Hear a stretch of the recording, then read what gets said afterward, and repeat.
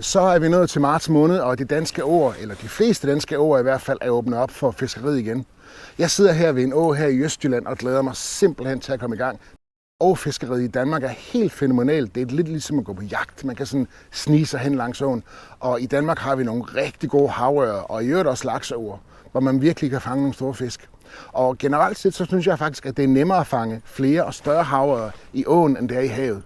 Og det er der en simpel grund til, og det er, at i havet, der kan fiskene jo være stort set over det hele langs kysten. Men i åerne, der står de på standpladser, og standpladserne, når man først kender dem, så kan man virkelig fange mange fisk. Så i den her video vil jeg give dig mine tips til, hvordan du finder standpladserne, så du kan fiske der igen og igen og fange nogle rigtig fine fisk. En rigtig fin fisk. Ud med dig igen. Og nu man kommer gående langs åen på en dag som i dag, hvor der er rimelig lavvande, så kan man godt blive forvildet til at tro, at der ikke er særlig mange fisk. Den her å, der er rigtig mange ørrer i, også selvom vi kun er i marts måned. Og jeg ved, at hvis jeg er gået 30 eller 40 meter, så har jeg sandsynligvis gået forbi mindst en målfisk, for der er faktisk så mange ørrer her. De er bare rigtig sky, og de gemmer sig. Og for eksempel lige under træet, der stikker ud herovre, her, det er en helt typisk standplads, fordi at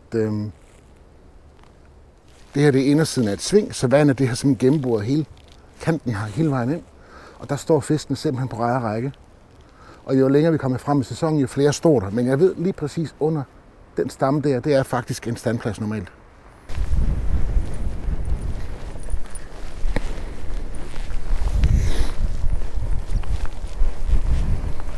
Nøglen til at finde de rigtig gode havørrer og bækkerer i de danske åer er i virkeligheden noget, der kan forkortes til de 3 S'er. Det er skjul, det er strømlæge og det er sikkerhed.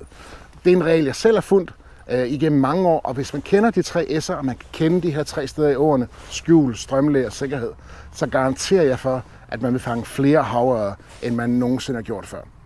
Helt generelt så er der sådan nogle kategorier af standpladser, som vi kender, og dem vil jeg tage igennem nu. Den første, det er ikke overraskende, lige her hvor jeg sidder, det er faktisk under brinkerne. Langs vandløbene, rigtig mange steder, der er brinkerne nemlig udhulet af strømmen, som løber indenunder. Og det er herinde under brinkerne, at de fleste havørrer kan blive fundet året rundt. Man kan faktisk se, at mange af de steder, hvor jeg går og fisker her, både på min egen brink og på modsatte brink, der er brinkerne simpelthen helt udhulet, og man kan se bevoksning, beplantning osv. går hele vejen ud og ligger sig ud i vandet. Og ned under der, det er perfekte standsted, fordi fuglene kan ikke se dem, vi kan ikke se dem. Og der vil de stå hele dagen og kommer først frem, når vi nærmer os tusmørket og om natten, hvor fiskene går ud og stiller sig i midten af åen.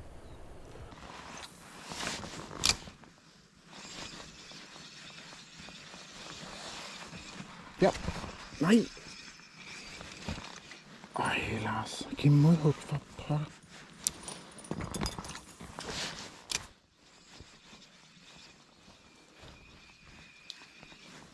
Ja. Der var den. Der var den. Så er der de steder i åerne, man kalder for alknuder. Og alknuder, det er steder med hårdt sediment ved bunden. Det er rigtig gode standpladser, fordi de bryder strømmens forløb, og især på de lige strækninger, hvor der normalt ligger så mange fisk.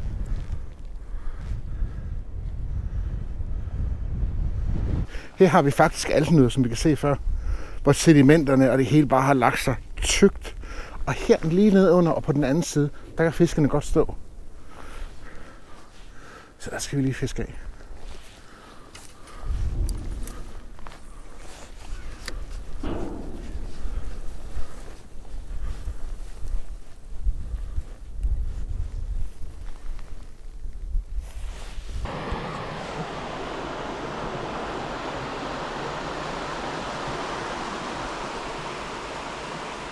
Menneskeskabte fundamenter kan faktisk også godt give rigtig gode fiskepladser langs åen. For eksempel broer.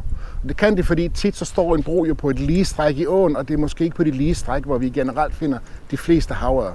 Så menneskeskabte fundamenter giver god skygge, for eksempel hvis det er en bro. Så kan de give strømlæge. For eksempel hvis det er en bro, så på bagsiden af broen, der kan være rigtig godt strømlæge for ørerne til at stå. Så hvis der er en bro, så fisker jeg altid ind under broen og på bagsiden af den.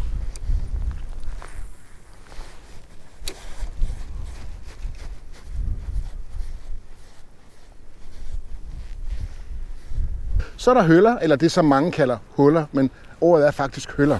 Og høller er de dybe steder i vandløb. Og høl finder man typisk i svingernes indersider. Der er ofte gode skjulesteder, og det er ofte i høllerne, at man finder de absolut største havørder. Man plejer at sige, at et høl, der kan havørden simpelthen stå på etage. Der kan simpelthen være flere havørder i de samme høl. Men står der en stor fisk, en stor havørred, så er det ofte i de store høller, man finder dem. Og der står de alene, for de skræmmer simpelthen de andre fisk væk. Svinge, hvor jeg kommer her, det er et ret stærkt sving, og man kan virkelig se, at der sker noget med strømmen her i Svinge. Og Sving er også en af de rigtig gode steder at fiske af i enhver å. Især på indersiden af Svinge, her hvor vandet går ind her, hvor der godt kan være dybt og være et høl faktisk lige her. Og så på ydersiden af Svinge, hvor vandet kommer ud, der er det virkelig vigtigt at få fisket. Især på den modsatte brink her, hvor der er ro i vandet. Det kan være et rigtig godt standsted for ører, fordi de kan slappe af og igen komme ind under kanten.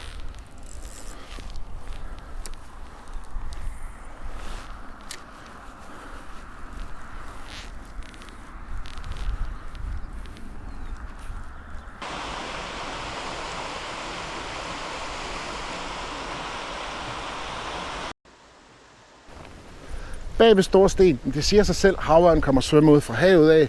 Den svømmer imod strømmen, det kræver rigtig meget energi. Så når den kan tage ophold bag ved for eksempel Store Sten midt i strømmen, så gør den ofte det. Det ser ikke ud af meget, men jeg ved, der er et dybt hul, faktisk 2 meter foran stangen her, lige derovre. Og jeg ved, at hullet er næsten 1 meter dybt. Og det ved jeg, for når der har været helt lavvande, så er der stukket nogle sten op. Og jeg har fanget fisk her før. Men i dag, der ved de ikke. Men det gælder bare virkelig om at kende sin å godt. Og især lære åen at kende, når der er helt lavvande. Jo.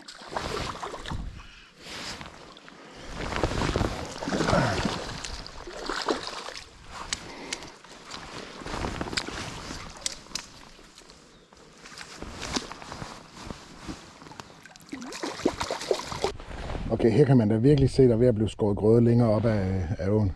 Det var da helt vildt.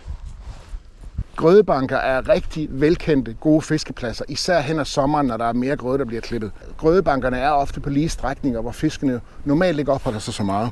Og grødebanker findes mest om sommeren og om efteråret, og de er helt fantastiske gemmesteder, fordi de giver igen et ly og skygge.